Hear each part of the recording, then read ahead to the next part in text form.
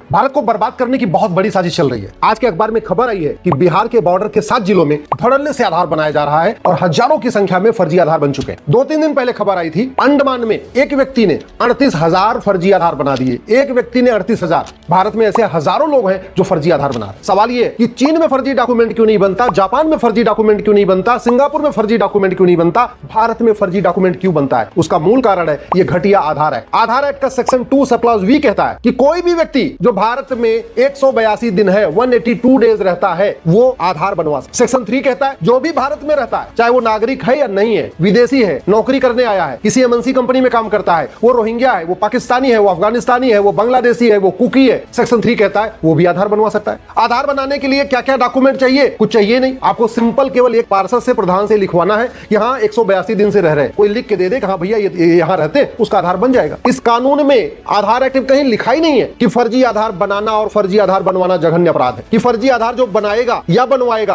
पकड़े जाने पर उसको 10-20 साल सजा होगी, लिखा ही नहीं है। और इसी घटिया कानून के कारण भारत में लाखों की संख्या में रोहिंग्या, बांग्लादेशी, कुकी, पाकिस्तानी, अफगानिस्तानी आधार अब तक बनवा चुके हैं। जैसे ही एक डॉक्यूमेंट बन जाता है वो तुरंत दूसरा डॉक्यूमेंट बनवा लेते हैं। अगर इन घटिया कानूनों को बदला नहीं गया तो 2047 में विकसित भारत नहीं बनेगा, 2047 में भारत बर्बाद हो जाए। लिख के रख लीजिए, मैं किसी न डरा रहा हूं लेकिन कड़वी सच्चाई बता रहा हूं। जिस देश का कानून घटिया होता है वो देश मिट जाता है।